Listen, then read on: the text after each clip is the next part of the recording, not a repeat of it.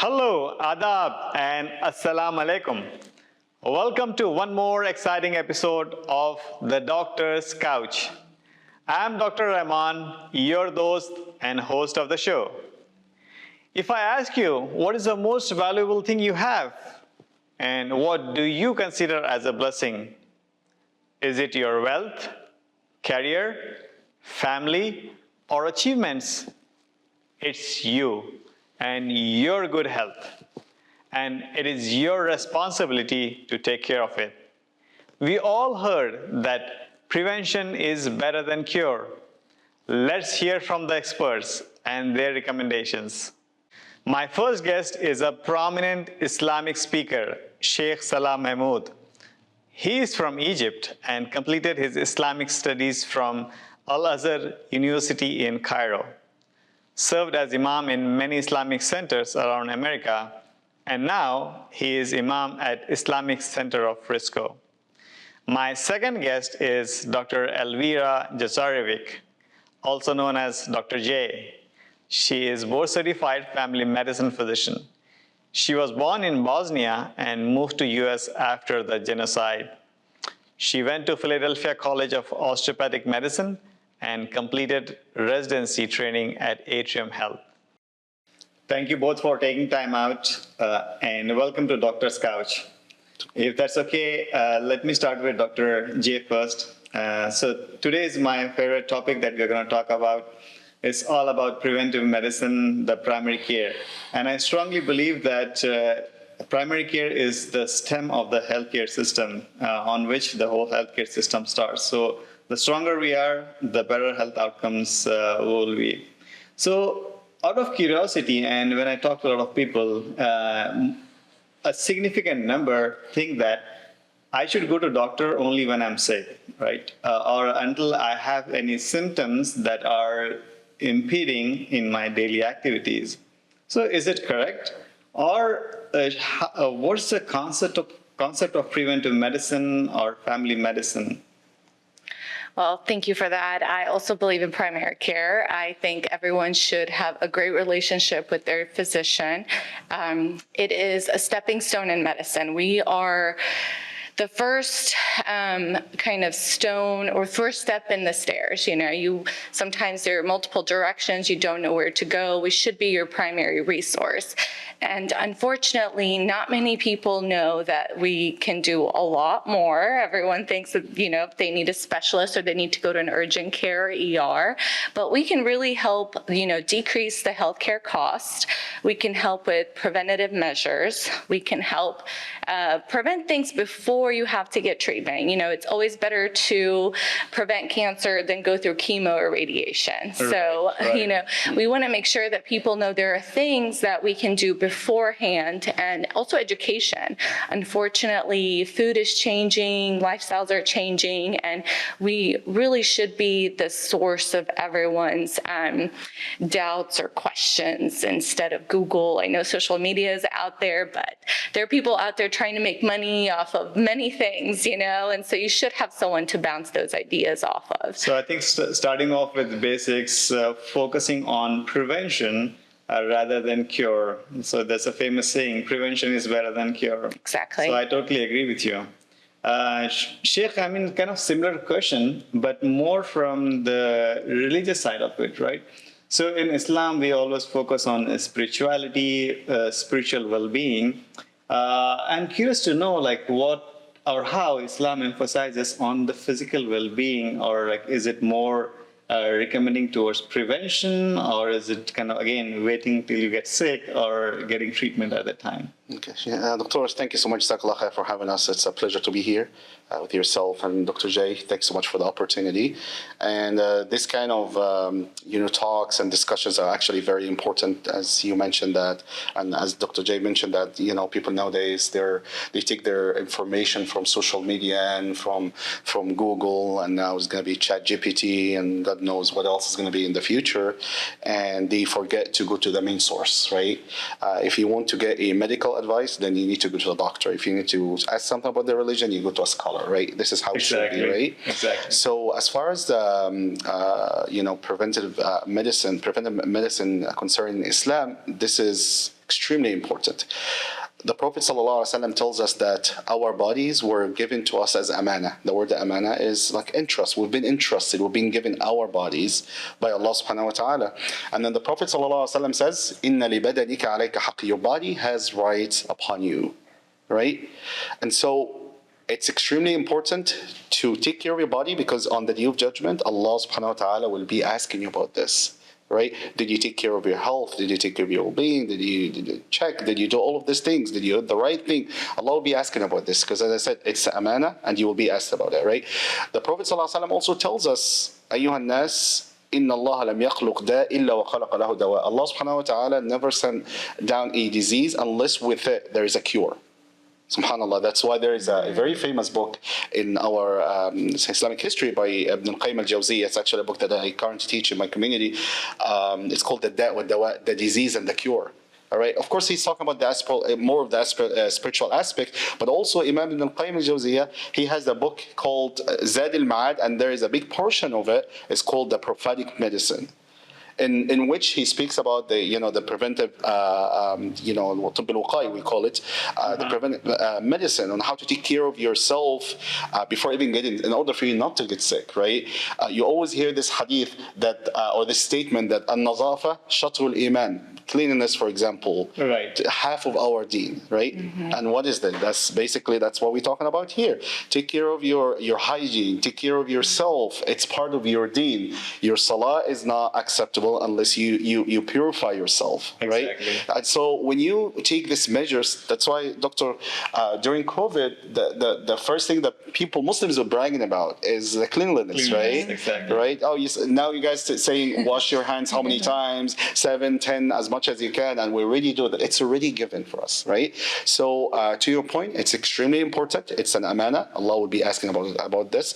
And to add to what Dr. J said, 100%. It will save us a lot of money if you can just go and check, regular checkup. Don't wait until you're sick and go to the doctor to hear that, like when we were talking before the program, not taking care, not going to check in with the doctor, to go and you hear like you're in stage 4 cancer or something. Right. It becomes a problematic, right? Right. So to find out the problem at the initial stages versus waiting longer, I'm sure there is better outcomes in terms of life expectancy, in terms of the treatment options, right? And you rightly said, and when you say amana, it's like it's a blessing too, right? And anything precious we have, we try to kind of secure it, preserve it. So that's very well said. And one more notion I see, especially in young people, Dr. J, is I'm healthy. Right now, I don't need to go to the doctor. Let's see after a few years. So those few years turn into decades. And, sometimes right now, especially, we are seeing like a lot of diseases in young people, right?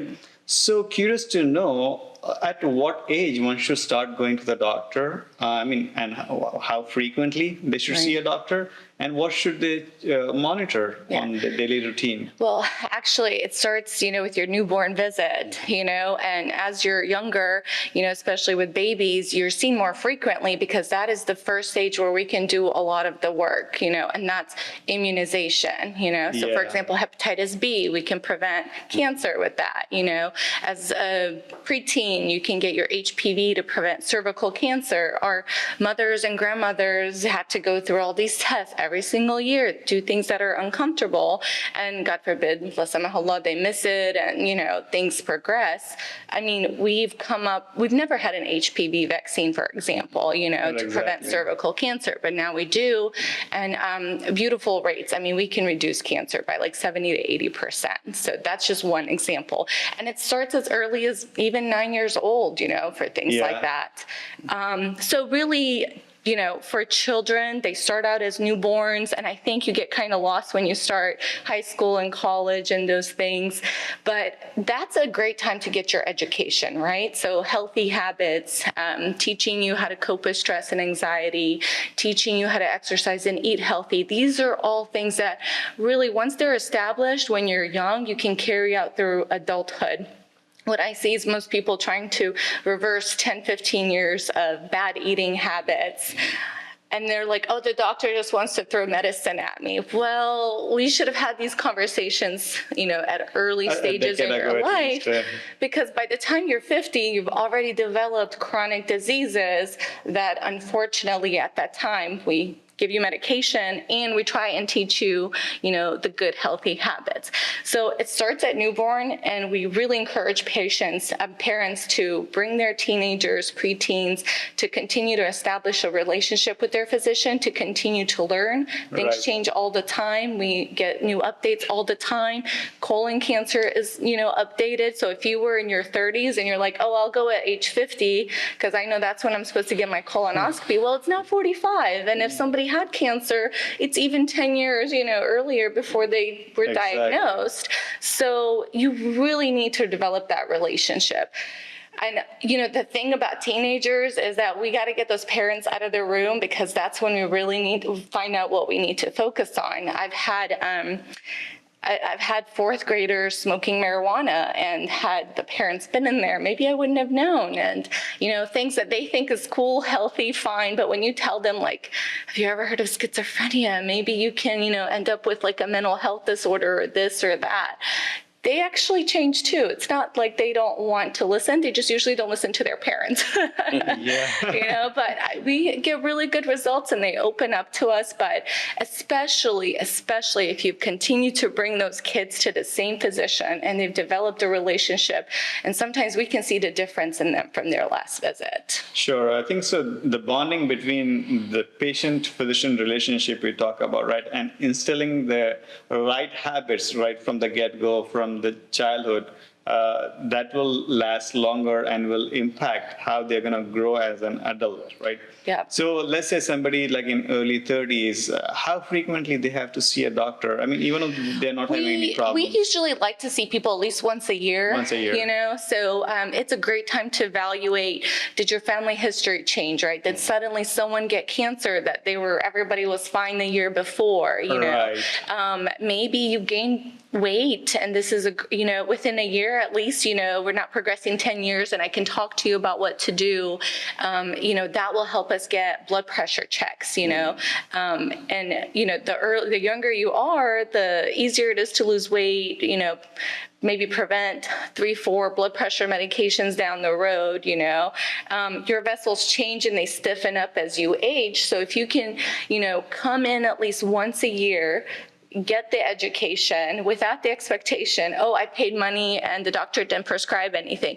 Sometimes the prescription is just that relationship and teaching you about what you need to do. Mm-hmm. And if we find something, we're probably going to say, let me see you in 3-6 months and how you're doing. And a lot of times that's just to keep you kind of committed, and not to, give you an F or an A, but the more times people come, they're encouraged, They're like, okay, I can do this. There's motivation. So at least once a year in your 20s, your 30s, and probably more frequently as we age, because it's usually when we start to notice people fall off the wagon, we find things, and even family history, to do genetic screening early on. These are all important things to talk to your physician about. Definitely. So as they progress, like in late 30s, could be more frequent, like every 6 months, right? And I think one great point you have mentioned, right, is the physician prescription relationship, right? So if you walk out of the physician office without prescription, you don't have that much satisfaction that I have been to doctor's visit. But we kind of tend to ignore that. The positive things or the education we received might be much more precious than the actual prescription. So coming back to you, Sheikh, is curious to know what's the lifestyle of Prophet was, right? So I guess I'm sure he didn't have blood pressure, diabetes, cholesterol, and all these problems that we are facing in today's society. Right. It's more kind of like the lifestyle that sets the tone that how healthy you're going to be, and the life choices that you make, right? In terms of like food, living.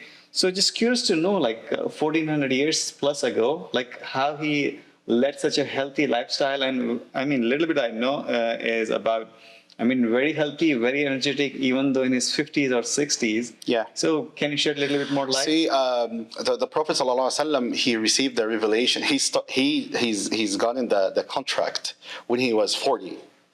You know, like all the prophets and messengers, right? The mission Right. and the message came to them while they were 40. So you can imagine by the age of 40, you're thinking about retirement. Whereas for the prophets and messengers, that's when they started dealing with all of, the problems and issues and societal problems and all of the challenges that they face. That tells you that they were active, right? They were mentally ready, prepared, physically. And the Prophet ﷺ, from the get-go, he told us, Al-mu'min al-qawi khayrun wa ahabbu ilayhi min al-mu'min al-da'if, that the strong believer is more beloved to Allah, all right, and closer to Allah than the weaker one. وَفِي كُلٍّ خَيْرٍ, and there's khayr. As long as you're a Muslim and mu'min, alhamdulillah, there's khayr, there's good in you, right? But he says, the stronger believer here, the scholars, when they explained this hadith, they said not only spiritually, but also physically. Why? Because if you don't maintain your physical strength, how are you going to stand for salah? How are you going to fast? How are you going to do all of these things, right? Right. So to the point Dr. J was mentioning about basically advice to the teenagers that they should visit, the doctors and they build this relationship at a young age. There was one scholar who was 85-year-old, and when they asked him, how come you're like healthy and what is the secret? He said, I maintained my health and I preserved my health while I was young. Now it's taking care of me as I'm getting old.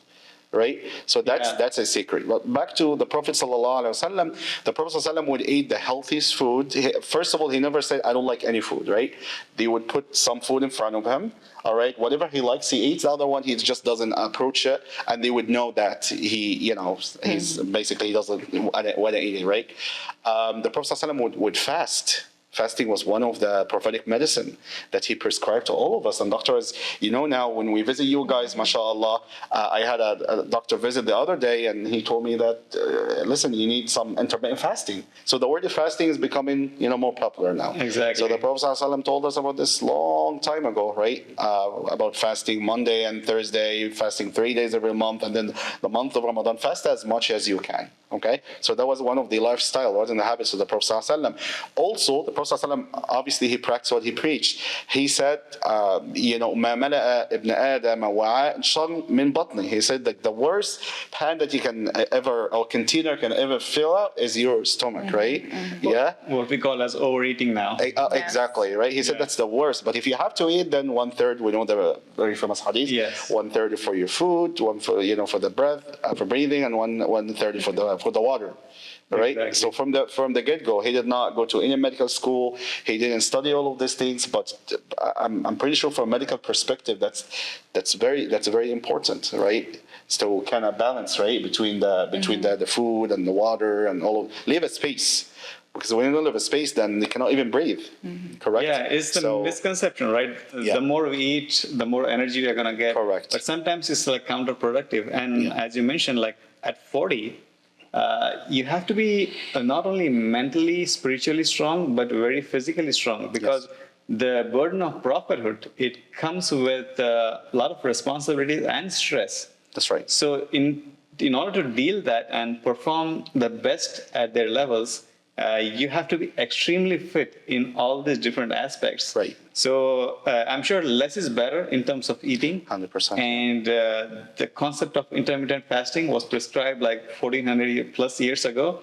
And also the activity, how active was he? Like racing.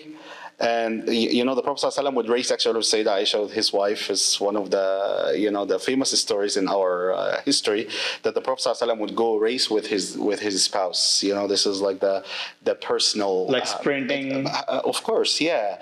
And that kind of activities strengthen the relationship. Talk about medicine also as a family. Exactly. If we work out together, and as a family, it strengthens our relationship, our marital relationship. When couples come to me for spiritual counseling, and I tell them, listen, if you pray together, you will always stay together, be stronger together. Okay, find an activity that you, like, both of you and the whole family do together, right?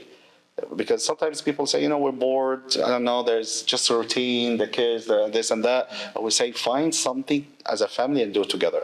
And nothing better than taking care of your health, because that's an investment, doctor, right? Exactly. And I think it's also a motivating factor, right? So some days I'm kind of a little lazy, demotivated, And if my spouse is kind of doing the same activity, let's Yes. say they're going to gym, she's gonna pull me to the gym, and Yes. even though I didn't plan to, I end up working out, and you enjoy it. and I enjoy it more. You never regret it. Yes, yes, and also not only the physical activity part of it, but also the mental bonding, as you mentioned, of right? course. So if you're working out physically and having someone as a mental support, right? So that kind of boosts to your physical well-being too. Yes. I would like to point one thing about, food and eating. It actually starts when the woman is pregnant, subhanAllah. Your palate and the shape of your food and all of that stuff starts while the mom is carrying the baby, actually. So, that's a huge factor. And one thing is young kids think that oh, well, I have a great metabolism and I can eat whatever I want. But what they don't understand is that you're building your palate for the future. So the things you're getting used to now is really going to be a reflection of how you are later down the road. I have patients who don't like water, subhanAllah, just plain water, because they're used to drinking sodas and they think diet version is somehow healthier, and it's little things like that. Teaching your child while you're pregnant and setting the tone of what they're going to crave and want to eat, and teaching them there's a time and a place for eating and doing other things, and drinking water before your meal, giving the brain the time to connect with the stomach. We have hormones there. And so all these things and habits, we really need to sit down and teach the new generation, and hopefully they won't have to resort to medication like Mounjaro or Saxenda or Ozempic or any of these for weight loss. And we can do that early on, inshallah. Yeah. And on a lighter moment, I always tell youngsters and people who don't like water is water is free, whereas you have to pay for money for getting sick, right? Exactly. So with all those different drinks that's coming up in the market. Halal things are usually free. Halal things are usually free. I think that's a good addition, right? So, Dr. J, what habits do you recommend? Let's say somebody is in late 30s, they can't go back in teens anymore.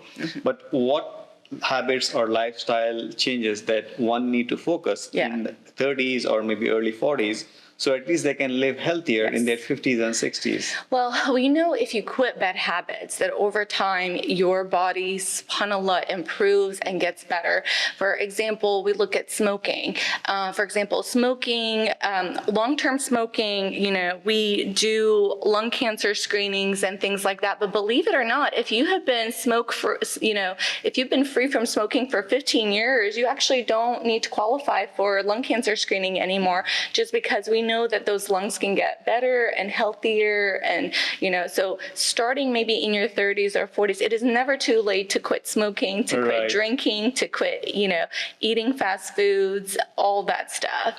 Other habits that are cheap and free, building good sleep habits, waking up, on time, not oversleeping, not undersleeping.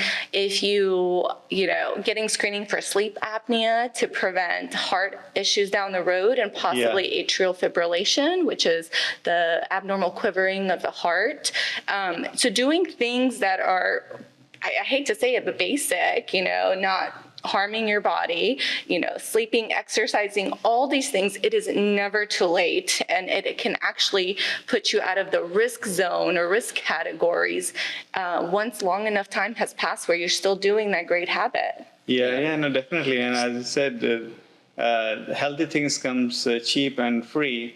And I think one thing we hear, and most of the people know, that yes, smoking is bad, sleeping early or sleeping the right amount of time is good. But actually the problem is in implication, right? So what do you feel, Sheikh? What's the challenge, right? Why can't we adopt these good habits easily versus the bad habits? I see a lot of youngsters and people in early 30s, I go back to 30s again, involved in smoking and different types of smoking coming out. And people, they don't sleep early, right? I see people still active around 2 a.m. or 3 a.m. And again, you can mention that they don't show up for Fajr Salah. That's another problem. So how can we as a society influence these people to make better life choices and change for good? So, talk about Islam is a way of life. It's not just a religion. It's not just about their spirituality. Spirituality is extremely important, but Islam governs everything in our lives, right? For your health, your wealth, your well-being, your mental health, all of your family, all of these things, right? Right. And subhanAllah, one of the most amazing things in Islam is the concept of salah, the prayer, right? Allah subhanahu wa ta'ala has given us 5 daily prayers, and He wants us to have our schedule revolve around the prayers. Mm-hmm. Right? By Isha, you pray Isha, after that pray Sunnah, and then make dua, the azkar, and then you sleep. All right? And then from the 5 a.m. club, you should be from the 5 a.m. club or even before that. Correct? Right. So that's the schedule that Islam set for us. So you have 5 daily prayers. Everything in Islam is very organized. There is a very strong system. We just need to stick to the system, right? Talking about Fajr, one of the things that Prophet ﷺ used to say, Allahumma barik li ummati fi bukurha, oh Allah, put barakah and blessing in the mornings of my ummah. Subhanallah. You mean the morning time? The morning time, yeah, the mornings, the early times, yeah. all right? And the barakah in your health, in your wealth, and everything. You know, I heard somebody, I don't remember his name, but he said, if you're still sleeping in California, people Wall Street are making, they're making decisions for you, all right? They're making decisions for you while you're still sleeping, all right? Mm-hmm. Wake up early. Right, so that was actually a very good example. But back to our youngsters, that's a struggle, of course. But how to bring them to the masjid, how to get them into the healthy habits and all of these things should start from the house, the parents. Okay, exactly. If you're a parent and yourself, you don't wake up early, all right? You sleep in the weekends. Like I always tell parents something. Bring your kids to the masjid, wake them up for Fajr. Yeah, Sheikh, but they wake up early every week. It's like, listen, you're not doing them service by letting them sleep until like noon. That's disservice to them, right? Exactly. Wake them up, right? Come to the masjid, start your day with Salat al-Fajr, and then work out together, have breakfast early, all right? That's how you maintain your health. Okay, so it starts from the parents, from the family itself, right? And then, of course, there has to be some, regulations and guidelines. There have to be some rules in the house. Yes. That after this time, you're not allowed to use your iPad, your tablet, your phone. All of us will leave our phones outside, and that's it. So set the tone for the family. But you, as a family, if you are awake the whole night, how do you expect the kids to actually, to change? Yeah, I think that is becoming challenging over a period of time. Yes. And if you want to bring them, like for the kids, we have, alhamdulillah, just a good amount of kids coming to the masjid because we have potluck, we have breakfast, we have, some food, so give them some activities, again, if you want to quit a bad habit like smoking, I always ask this question: what is the best way to quit a bad habit? To find an alternative. Mm-hmm. Unless you find an alternative, you're not going to quit the habit. And it takes how many days? I think 21 days to form a habit. Right? Ramadan, subhanAllah, Ramadan's 30 days. That's why Ramadan's 30 days. Maybe right? That's a good time or a 100% for Ramadan. 100%. So Ramadan, it's you prepare yourself for the battlefield of dunya after Ramadan for the rest of the year. So it's not only spirituality, but it's more of your health reasons too. Absolutely. Well, humans are really motivated by reward. Yep. Okay. So something in the end, right? Like, for example, Ramadan, people can fast, they have no problems, it works, but you ask them to fast, during the rest of the year, it's like they feel like they're going to die, but they can do 30 days straight, right?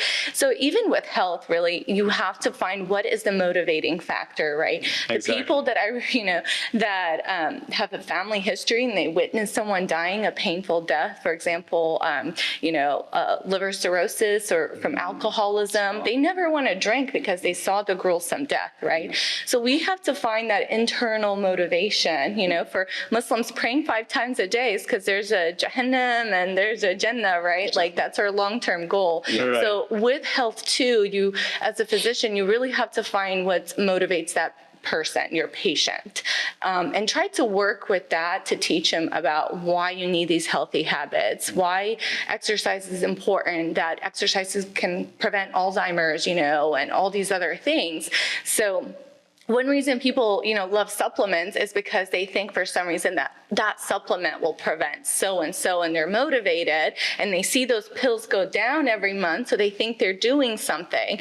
But when you're talking about, taking away the phone, it's like, well, they don't really see the results of the long-term, decrease in use of social media and things like that. So Exactly. You really have to educate and consistently, reiterate this and find that internal motivation, So I think along with those like long-term goals you mentioned, right? I think it does if we have like short-term goals along with the long-term, is it going to kind of reinforce or have better outcomes? It does, for sure. For example, my patients who want to lose weight, right? We talk about short-term goals, like what can you do? What do you know that you won't fail in and will be easy for you? And what is your weight goal long-term? And what is our weight loss short-term, right? And so when you follow up and you continue to set those short-term goals and continue, it eventually becomes a habit. Because they're doing it long enough. It's like, oh, it's just lifestyle now, And definitely that feel-good factor, right? So once you adopt those healthy lifestyles and leave those bad habits, you yourself feel good. And I think it's also kind of an addiction, right? Addiction in terms of living a healthy lifestyle, working out regularly. I mean, once you get used or hooked up to that, probably it becomes a habit. Well, you don't know how you're supposed to feel until you get there, right? For example, My dad was smoking since he was a little kid, and subhanAllah, once I helped him quit smoking, he was like, I didn't know I was supposed to breathe like this, and now he's like, I never want to go back. And, even just smell, he can't even stand someone whose clothes smell from smoke now. And he was, When I told one of the brothers in the masjid, when he heard me talking about Ramadan and it takes 21 days to build a habit, he said, Sheikh, I listened to this and then I decided from that day to quit sugar, right? Consuming a lot of sugar. Mm-hmm. And he said, 21 days. And every single day to myself, all right, the Sheikh said 21 days. I'm almost there. Yes. I'm almost there. He said, when I got to 21 days, Sheikh, I cannot even bear the taste of the sugar anymore. Right, I don't know the difference between sweet things and non-sweet things, right? So, subhanallah, yani Allah created us to give us the ability to adjust. Definitely. Right? I think it's the choices are in front of us. Which one we choose, right? So it's the time to choose the right ones. Yes. Switching gears a little bit, or kind of coming back or emphasizing more on preventative stuff, right? So we talk about vaccines. I mean, as a primary care physician in healthcare, vaccines are like a big, I would say, we emphasize a lot on it, right? So starting from the childhood, right? And progressing over adulthood and later in life. We all know, in childhood, you don't have any options, right? You need to get the vaccines to get the vaccine card, so you can go to school actually, right? But when we grow as adults, right? So recent technology, we have come up with a lot of different vaccines to prevent a few things like cancer and screening. So can you shed a little bit light on what vaccines as an adult, both for men and women, we should look out for? So, even as children now, we are seeing decrease in vaccination in children, unfortunately. I think that's part of that. We've done such a great job vaccinating people that we don't know what life looks like when you do have these diseases around. Like polio, we eradicated polio. Correct. I actually was volunteering when I was a resident with an Islamic Medical Association of North America. We went to Bangladesh and worked with Rohingya refugees. I, for the first time in my life, saw diphtheria and what that looked like, and I think most of us would have missed that case because we don't see that. I saw mumps for the first time, and I would have definitely been going through all the lists of the things that it could be because that's not a common thing that we see. So we have seen the results of vaccination. And unfortunately, as we age, our immune system decreases. Vaccines are not always lifelong. Your body destroys and rebuilds new cells and things like that. And a lot of times we require boosters. And then there are people at high risk, right? Right. So as you age, you do develop different diseases that make you more immunocompromised. So now you need a pneumonia vaccine, because what is the likelihood of, healthy 20-year-old getting pneumonia versus now a 65-year-old who maybe developed lung disease or kidney problems. Lungs are weak to start Exactly. So, we stratify and we look at, okay, at this age, this is usually what health is like. And now we're actually seeing people less healthy too. So these vaccines become even more important. So getting pneumonia vaccines, Muslims especially who travel back home, or going to Hajj, they need to know about meningitis vaccines, hepatitis A if you're traveling to areas with high risk, So there's a lot of vaccines, tetanus that needs to be updated every 10 years, And if you're working, doing something, there's a dirty nail and it's been 5 years, you actually require another booster. So all these things you really should just always ask advice for, because at different stages, at different diseases, you require either a booster or a new vaccine. And like I said, we do get new vaccines all the time. So even the meningitis vaccine, we're used to the Menactra. We're actually having a new one now that's better and can be given. It's not as painful, huh? They're all painful. But, with technology changing, we are getting better vaccines. We are able to cover more viruses in one vaccine. So, HPV, for example, used to be only up to age 26, 27, and now we can give it up to 45 years of age. So these things change, and hence why at least come once a year so we can kind of update those guidelines.